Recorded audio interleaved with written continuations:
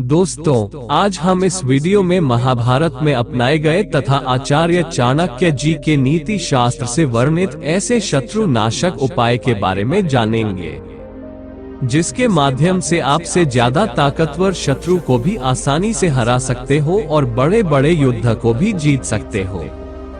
यह वीडियो आपके लिए बहुत लाभकारी होगा, इसलिए इस वीडियो को अंत तक जरूर देखें। तो चलिए वीडियो शुरू करते हैं। दोस्तों, जिंदगी में हमें एक चीज का बहुत ध्यान रखना होगा कि ना ही किसी को अपने दुश्मन मानो और ना ही किसी को अपनी दोस्त माननी चाहिए। हमें बस यही ध्यान रखना है कि किसी भी आदमी को हमारी वजह से कोई नुकसान नहीं होनी चाहिए। दोस्तों, दुनिया में ज्यादातर लोग जो आपसे मिलते हैं, आप माने या ना माने, वो आपसे ज्यादा शक्तिशाली ही होते हैं, फिर चाहे वह ज्ञान से, धन से या शक्ति से क्यों ना हो। ऐसे बहुत कम लोग होते हैं जो आपके बराबर का होते हैं। दोस्तों, अगर आपके मुकाबला किसी आदमी से हो रहा है और वह आदमी चाहे आपसे कम ताकतवर वाला व्यक्ति हो या फिर आपके बराबर ताकत का व्यक्ति या फिर चाहे आपसे ज्यादा ताकतवर व्यक्ति क्यों ना हो जाए, अगर संभावना किसी एक को जिंदा रहने की हो तो वह व्यक्ति सिर्फ और सिर्फ आप होनी चाहिए। दोस्तों, आज हम इस वीडियो में आचार्य चाणक्य जी के द्वारा बताए गए 5 ऐसे चतुर चमत्कार नीति को महाभारत में अपनाए गए उदाहरण के माध्यम से समझेंगे, जो आपके लिए बहुत फायदेमंद होगा। दोस्त, जो आखिर पॉइंट है उसके माध्यम से आपके शत्रु चाहे कितना ताकतवर क्यों ना हो, आप उसे बड़े ही आसानी से हरा सकते हैं। नंबर 1, संधि। हम इसे एक महाभारत के उदाहरण के माध्यम से समझते हैं।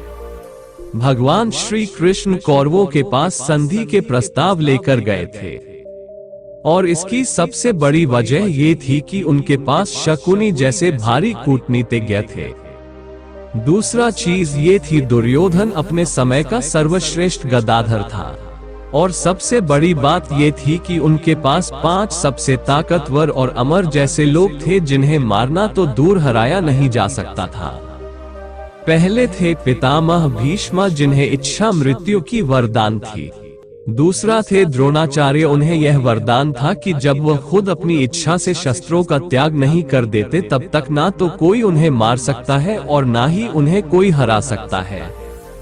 तीसरी थे महारथी कर्ण, कवच, कुंडल और दिव्यास्त्र उन्हें अमर और अजय बना देता था। चौथा और पांचवा थे कृपाचार्य और अश्वत्थामा। ये युद्ध विद्या और कूटनीति में इतनी पारंगम थे कि इनकी मृत्यु ना के बराबर था। पर पांडव के तरफ से इस लेवल का सिर्फ एक ही योद्धा था, वह है अर्जुन। और सबसे हैरान कर देने वाली बात ये थी कि कौरवों के पास पूरी नारायणी सेना थी, जो पांडव के सेना से बहुत ज्यादा थी और शक्तिशाली भी थे। दोस्तों, सभी लोगों से लड़कर जितना शायद सभी के लिए ना के बराबर है, इसलिए अपने से ज्यादा ताकतवर, अपने से बराबर ताकतवर और अपने से कम ताकतवर लोगों के साथ अच्छे संबंध बनाकर रखना चाहिए और कुछ ऐसा रास्ता निकालना चाहिए जिसमें सामने वालों को भी और हमें भी संतुष्ट हो जाए और दोनों का काम शांति से होता रहे। इस चीज को भी समझिए कि आप चाहे कितना भी ताकतवर क्यों ना हो, चाहे सामने वालों को चींटी की तरह क्यों ना मसल सकते हो, तो भी आपको इस बात की कोशिश करना चाहिए कुछ भी मामला है वो शांति से निपट जाए। नंबर 2, विग्रह पैदा करना।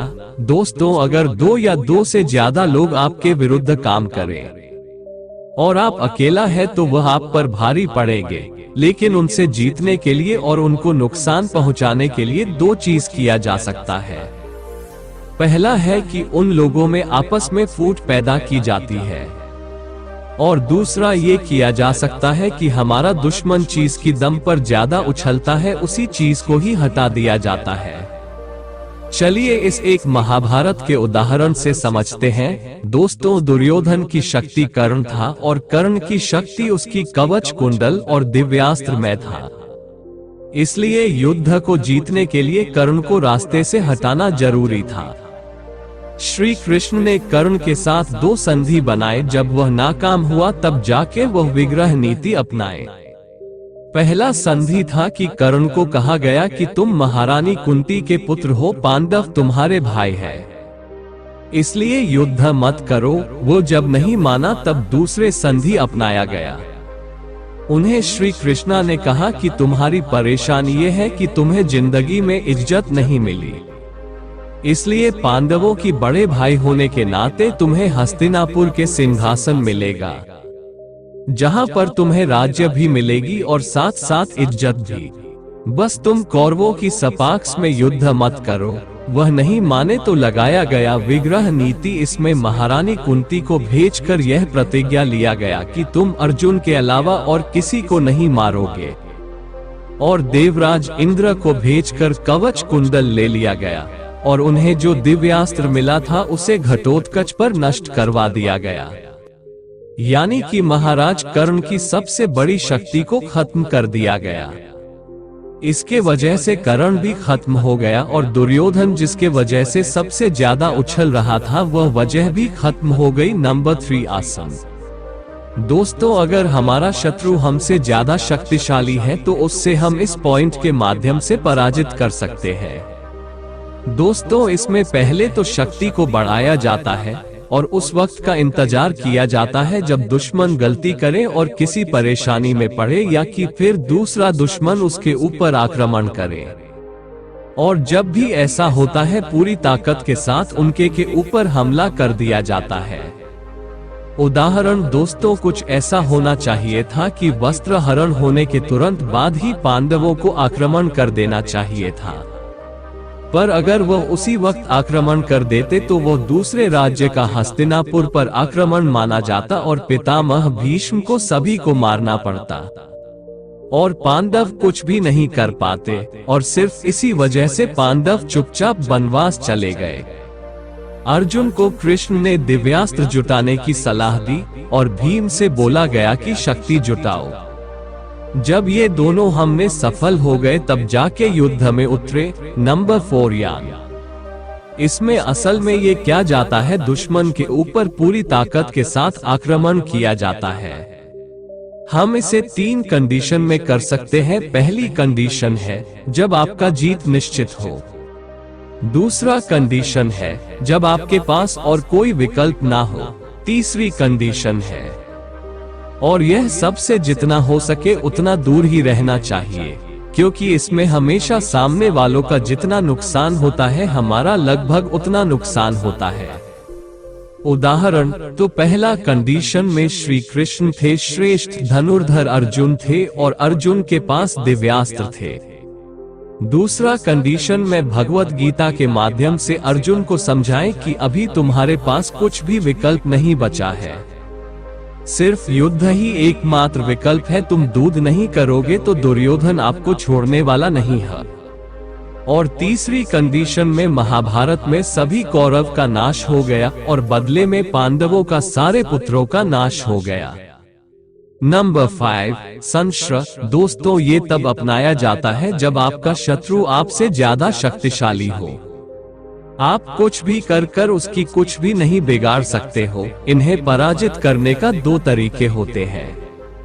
पहले तरीके में इस तरह के शत्रु को हराने के लिए पहले उसकी शरण में आ जाओ और उसको ही यह बोलो कि आज से आप मेरे स्वामी और मैं आपका दास।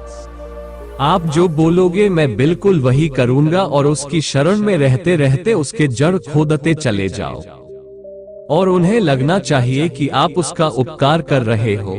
इसका सबसे बेहतरीन उदाहरण है शकुनी का नीति।